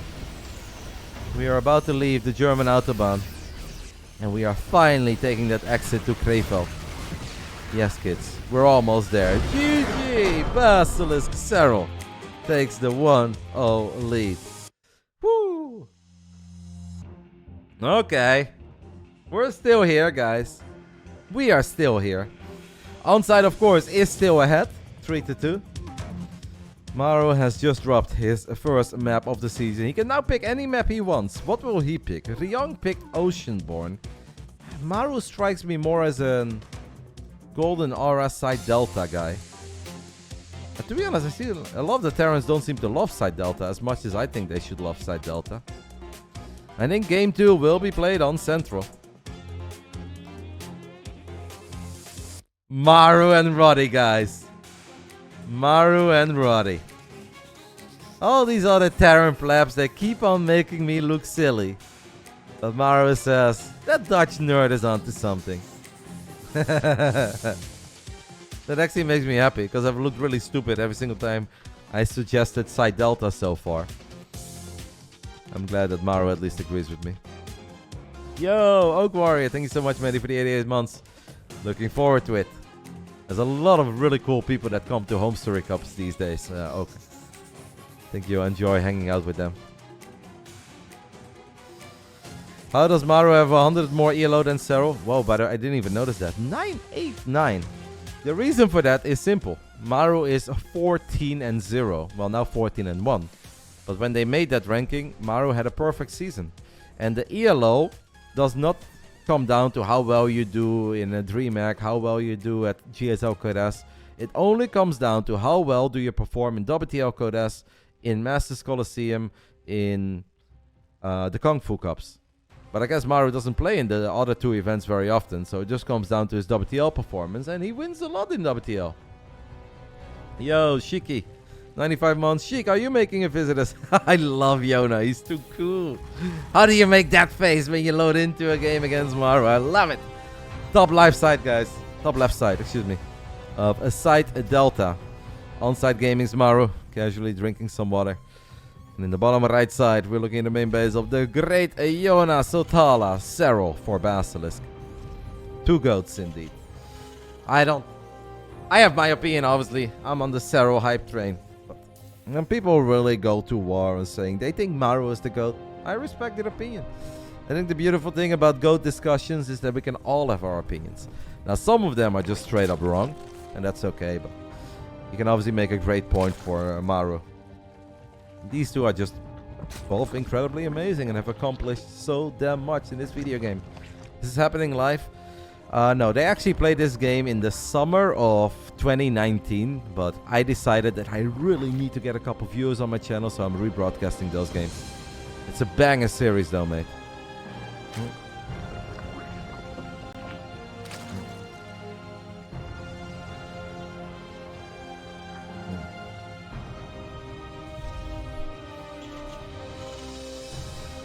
Sheik, I hope you can make it to Home Story Cup as well, amigo. I haven't seen you in quite some time. It'd be super fun. Watch a couple StarCraft 2 games together in Germany, have a beer, play some football.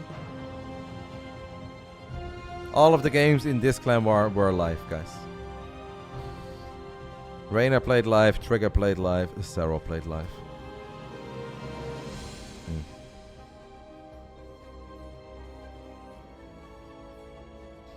1 I don't think they forgot Guo. It's their league. I don't think they forgot anything that Serral has done.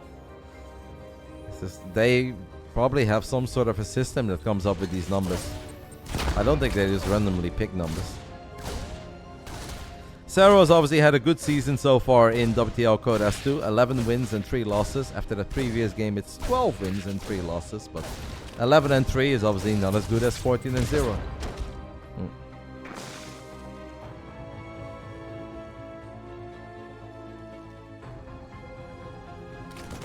You guys think we get some cyclones early on here? December 1, 2, and 3, Chic. And this goes to everyone that's currently watching the stream. If you guys are here and you're like, man, StarCraft is kind of cool. Maybe it would be fun to go to an offline event once. Krefeld, Germany, North Rhine-Westphalia, close to the Dutch border. December 1st, 2nd, and 3rd. Europe's finest, and hopefully a couple of great players from America and Asia will gather there, play a fun tournament. But overall, it's a great social environment. Everyone is nice to each other. We have good times. We drink beers and cocktails and meme a little, play poker, watch StarCraft, get blasted, as Reynor said. We do all of it. If you have the opportunity to stop by once, if you're here watching StarCraft, you love it enough to watch it on a Tuesday afternoon, hopefully you guys will consider making an appearance at the Home Story Cup 24 already. What is my cocktail of choice? I like a mojito. I'm a mojito guy. But many cocktails are alright. Old fashioned is nice. Long Island iced teas. You know, soon Reynor really wants to have a party night with me. He's been doing his best to get the old man out. If I go out with Reynor, I have a couple Long Islands. Very good defense by Yo. Oh, ho, ho, ho, ho, ho, ho. Impressive. Or Absolutely perfect. that was really good. Reaper dies, multiple Hellions dies, and Maru didn't even get close to the drones of Serral. Who's my favorite F1 driver not named Max? I like Yuki. I'm a big Yuki fan. And I really hope that he continues to do well and ends up at a big team one day.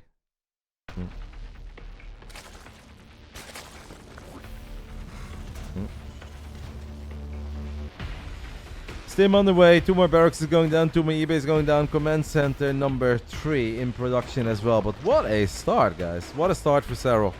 I don't know what Maru was hoping for. Maybe he was anticipating Serral to not either have units in the right position or hoping that he wouldn't have links. Maybe go roaches or something. Because Serral has been a very big roach boy for quite some time in this matchup. Yeah, those links and Hellions didn't do anything. And that is an uncomfortable start for the Terran. Is Reynor actually good these days, or is it just a Roddy hype-up? Asking if the guy who won Home Story Cup 23 and the biggest StarCraft tournament we've had in years, Gamers 8, is good in the video game. Also in the semifinals of the ESL regionals at the moment. Yeah, he's pretty good at the video game. Turns out that it's really hard to win tournaments where the first place is like, I don't know, $80,000. To win those, you need to be pretty good at the video game. Reynor won it, so.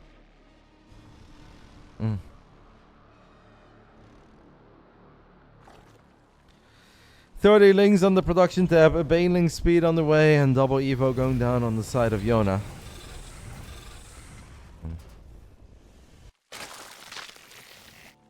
Do we think we'll have more players like Baby Marine and Fjont at Home Story Cup this time? Yeah, I think we'll have a couple youngsters. I was trying to get Battlebee to be invited, but apparently he doesn't want to play in it. I don't know what the reasoning is behind that. Because I think that those guys should also play in the Home Story Cup.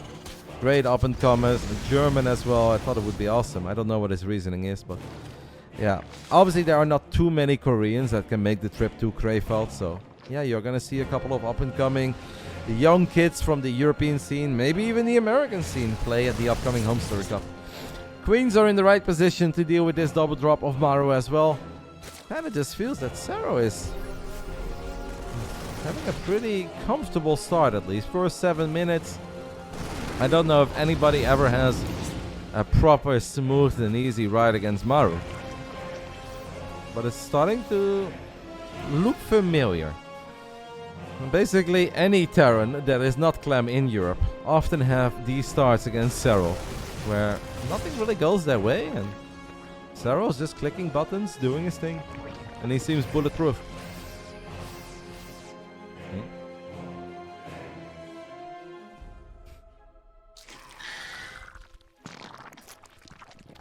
Maru has a tank on the high ground, splitting up a couple of units. Serral, anticipating this move, is going to try to come in from the bottom left as well. But there is still that high ground tank to worry about, though. This is obviously still going to get scary, guys. Because if Maru takes one great fight, if Maru wins this game, this clan war is over. And we have lost for the first time in history. First queen dies in the regular season, of course.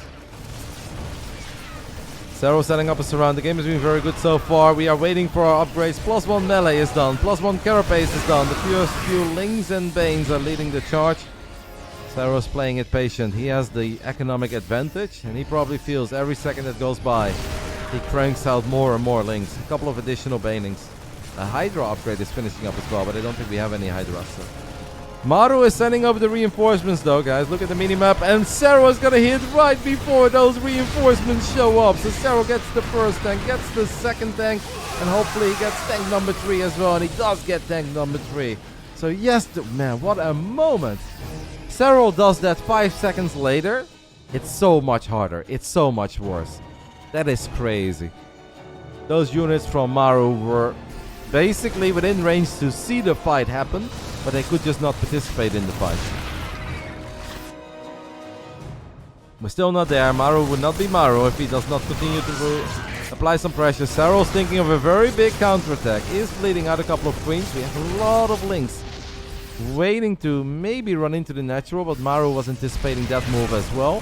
So now maybe it's time for Serral to just properly clean this up once and for all. The tank is misrallied. Can a medevac save that tank? He's gonna siege it. Weird siege, to be honest. I think if Maru sends over a medevac, he can pick that up. Could be a bit of ping involved there on Maru's side. Lings and Hydras on top of these 3 medevacs. The Spore Crawl helping out as well. Serral is not going to take more damage from that initial push. Now a lot of units are making their way towards the top right side. So we're going to battle over a different hatchery. Serral has been in the dark. Definitely a little blindsided by this attack.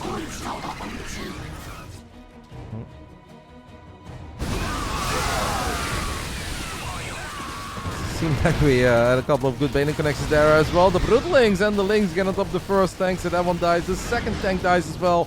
Tank number 3 sieges up, and once more. Well, that was a pretty gnarly spot. Gets a few good hits up.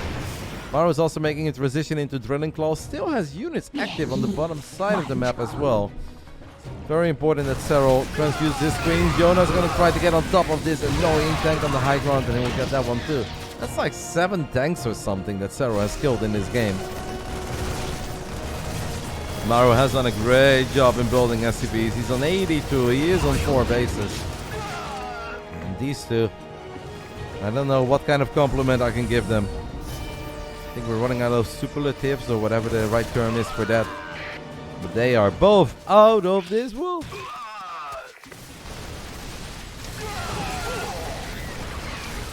Awesome to finally see a best of 2 between Maru and Serral living up to the hype a little bit. As on paper, this is always awesome, but the games have not always been fantastic when Maru and Serral clash. I have been loving every single moment of this best of 2 as a medevac with a couple of Widow Mines die. That's obviously nice. Maru still maxed out, actually taking the economic lead, and that is something that does concern me a little bit for Yona. The Banelings got nerfed, guys. They are no longer as good as they once upon a time were. Serral's thinking of a big counterattack at the triangle. Is up in supply, down in workers. Can we kill some SCVs? No, we cannot. Widow Mine. Nice split by Yona. Excellent split. Whew.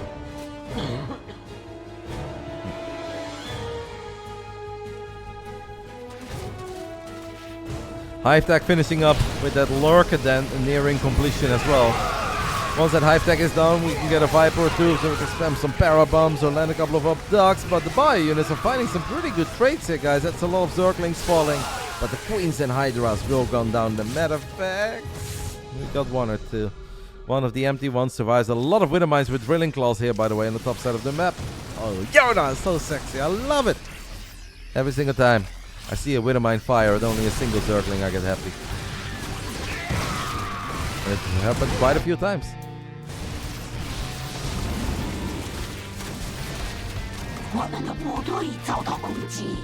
Maru's going up to 5 bases now. This is kind of where I wish, guys, that Serral just had a single Zergling on patrol on that bottom left side. I believe he has a single Zergling next to the main base expand of Maru. But I wish we had vision of that. I know it's hard to do everything. Maru is all over the place, applying an immense amount of pressure. I just wish that Serral would have given himself the heads up when that command center was floating over, because he still does not know. Yona has no idea. If we go right now, Yona, not the planetary, mate. The other base would have been way easier. But we do have a Baneling connecting with a lot of SCVs. We do get the planetary. I mean, okay. We get the PF. Please split off a unit to the bottom left, Yona. He doesn't know. Never thought that Serral would be Scotty from Eurotrip. Serral always knows. This time around, he does not know. Maru was quick in adding in a couple of ghosts as well. We have a lot of bases flying all over the shop at this point. Serral has 2,000 minerals, 2,000 gas. It's really not that much. Cannot take a bad fight, and Maru's army is getting scarier and scarier. Good news is that he's still doing this with 2-2 upgrades. We have lurkers on the top right side that I think we're going to use aggressively. Serral's thinking it's an all-in now. I don't know. I do not dare to think for Serral. I let Serral do the thinking and I just watch. Okay, that's not the best split we've ever seen, but that's okay. Serral's just showing us that he's human. It's just a couple of months. We'll survive. This guy said, I don't care about APM. I care about opposite. The Observer. Oh, okay. APM is cool, guys, but it just doesn't mean anything. The numbers are very inflated. I hope that whatever RTS will be playing one day, that APM actually will mean something again. That they find out a smart way to show the actions that do actually matter. Even if Serral didn't get on top of that base at let's say 8 o'clock, he does find the bottom left immediately. What a moment to show up, guys. It's not a planetary yet, so the Lings get on top of the SCVs. 10 SCVs die. We cannot continue. Seeing all these bases must be a bit scary for Serral. I don't know if Yona even knows fear. Legitimately, 2 of the best Serral versus Maru games I've seen, guys, back to back. Lings and Banes getting on top of a couple of these units, and even a Ghost went down there, I believe. We are getting Burrow right now. I was kind of wondering what's taking us so long. Unlike Reynor, that washed up guy, Serral does believe in Burrow Baneling. And that makes me happy. And definitely the Sharking Infestor. I think Serral believes a lot more in the Sharking Dark Infestors than he believes in the Laser Banelings. Why not both, guys? Why not both? Does he have Hydra speed? Does feel so slow. I know he had Guru Spines very early. I assume he does, but I haven't really seen Hydra's battle a whole lot. And I know we got the Guru Spines even before we had... Yeah, he has it. He has it. Miko. Miko, by the way, my PayPal is on my profile. I don't know if you know, but the casters actually had a strong saying in that. And they were going for something else. And I was like, you know what? Those banelings of Miko, I think they deserve some love. So, I'm right here, Miko. I'm right here. Lings, Banes, and Lurkers getting on top of the planetary in the bottom left side. If you guys don't understand that little conversation there, at Gamers 8 last summer, it was not just an amazing StarCraft tournament with a lot of prize money for the top finishers.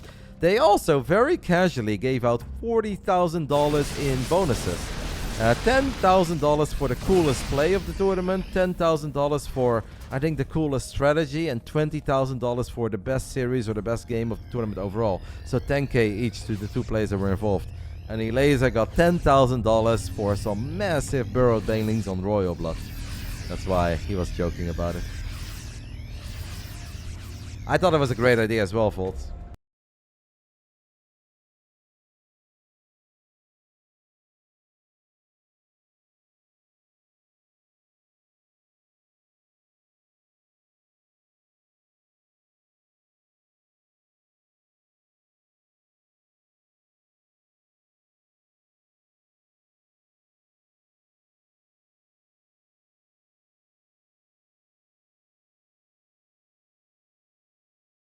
to side delta. Anybody's game. Maru does look very well set up, and I think it's a little bit easier for Maru to maybe defend the bases than it was on Ratu's set. Maru wins, the Glamour is over. ONSYDE takes it 4-2 here in the regular season of WTL Code S. Serral wins, we're going to an ace match, and then there is a chance that we can turn this even into a best of 3. But there is also a good argument to be made that ONSYDE will send Solar if we go to an ace match. Because according to many nerds on the internet, Solar is the best ZVZ player on this planet. Solar is also the GSL Code S champion. And Solar has been able to find wins. As Serral finds an opening, by the way, with links into the main base, into the natural. I like this because the production facilities do still really matter. Maru threw down a scan there immediately, wondering if there was an infestor. We have a couple lurkers, guys. Spiky boys getting some shots off. The observer does not want to show us. Maru is all over that too. Throws down a scan. Lurkers on the top side of the map as well. What a best of 2 between these two, eh? What a best of 2.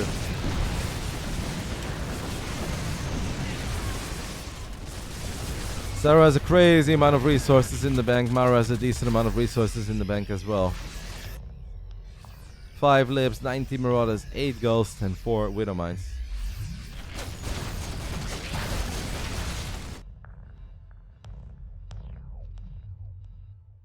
Is the ace map the same for every clan war Lambo? Because I know that that was the ace map for... Yeah, actually I read it. I posted it out, right? Alright, so Equilibrium. Ace match. Serral takes out the base in the bottom left side. 13 SCVs. So if we do go to an ace match, guys, the WTL folks have decided that the ace matches of this week will be played on Equilibrium. And Lambo says there is no chance that Maru goes on Equilibrium. And if Lambo says it, I assume it's true. So I guess they're sending out Ryung. That's what Lambo's telling us.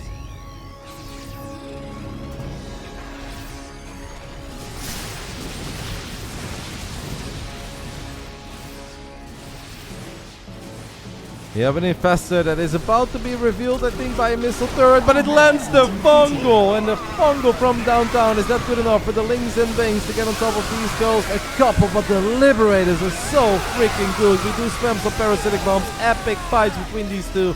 Great job there by Maru with the ONSYDE. I mean, that was as good of a fungal as you are going to see, but the Liberators, with an insane amount of justice, still turn it into a good fight for Maru. Justice reigns from above. That many lips in a choke point. Maru throws down a scan. He wants more right now. Takes out that base in the bottom side of the map. He's gonna siege this base too. Oh, we gonna run into this? We're really gonna run into this many circles? Yona was running into it for a little bit, but I think that's just simply too many Liberators. We see the lips shine a lot against Protoss, but against Zerg they can be just as freaking good. Especially on a map like Side Delta, that does feel kind of narrow from time to time. I'm not sure how Serral managed to find a couple of links into the bottom left side, but he does get on top of these SCVs, so he buys time for himself. Now we have Viper energy again, hopefully. We can drop a Parabomb. The Medivacs of Maru. Hello, Observer. The Medivacs of Maru. Some of them very low in HP already. Wow. Yona. What a way to get yourself out of a very dicey position. Splitting up those links to the bottom left side, buying him time, and getting the Medivacs as well. It looked very problematic and very scary for a split moment there. But that run by is insanely good. Not just because of the few SCVs we get there or the scans, but the chaos and the time that it bought Serral is amazing.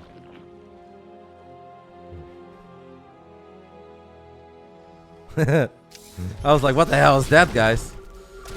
And the infestor on the high ground does get revealed. Serral wants to get on top of this base at the bottom left side one more time. The Liberators are here. A couple Hydras gunning them down. Parasitic bomb landing on the Libs as well. And plenty of Liberators survive. There's so many of them. Sometimes it's really hard to see where all the Liberators are when they're like kind of sieged up above Terran buildings. And you just focus on the 2 or 3 Liberators that are in the open area. You're like, oh, let me just take out these Libs. And you're like, what the hell? Another one, another one. They just keep on popping up. What a best of 2 for the ages between these two here. I think it's one of the best of 2s we've seen, and I think that the WTL guys are very, very happy. They moved this playday from Sunday to this Tuesday. Because these games are too good. And watching it live will always feel different than watching it as a replay or a VOD, whatever. There is nothing like live StarCraft. And I will die on that hill. It is just... It feels so much better when it's live.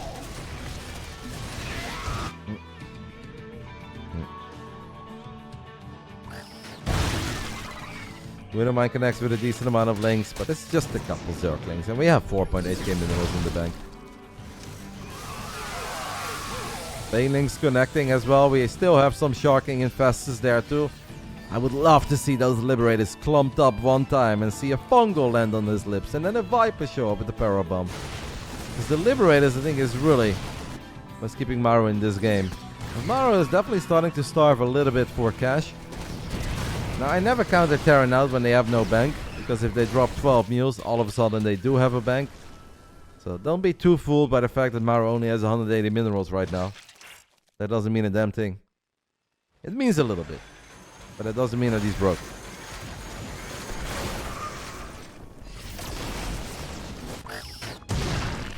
Widowmine connects with a couple of these Hydras. I think Serral has learned from fighting all these lips at the bottom side of Side Delta. Couple of links again, by the way, bottom left side. We have Infestors now as well. You know what, guys? Drop some Infested Terrans. Oh, wait, what? They're no longer a part of this game? Oh, no. I think it was a great Infested Terran moment. Chain Fungal, some SCVs. Wait, what? That sucks too now? Damn. That sucks. Couple scans. Man, this guy. Couple scans going down. Lings and Banes on top of the planetary. Planetary dies. 14 SCVs die as well. I really love how you can watch Serral engage in a setup there and potentially deal a lot of damage. And then he's like, let me show you this base in the center of the map where drones are mining. And it's like, no. Oh my god. 11 lips. It is 11 lips, guys, but it feels like 27 lips. It is just an insane amount of circles. This tournament is not brought to you guys by the US Air Force, but maybe they can grab a clip or two. Because that's a lot of freedom, baby.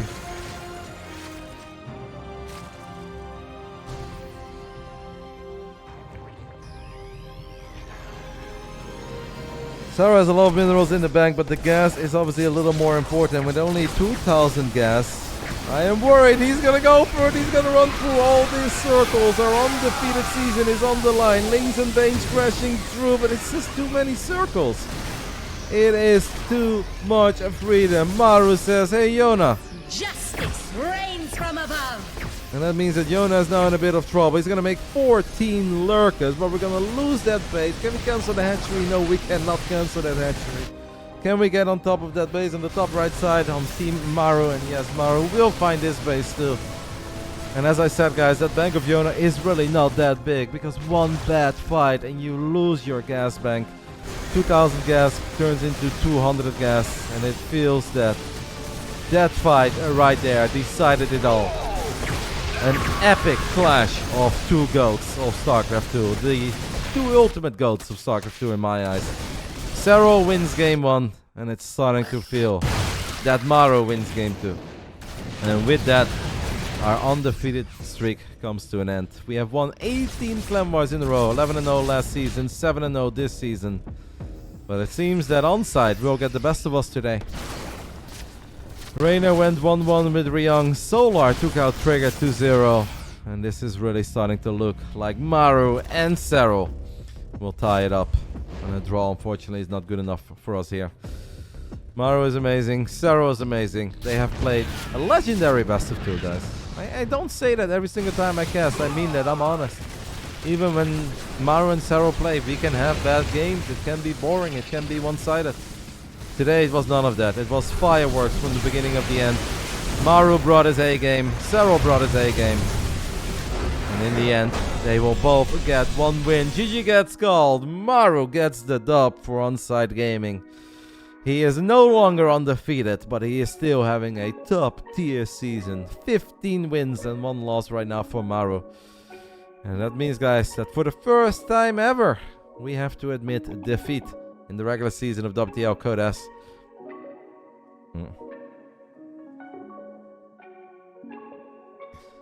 Maru gets the dub.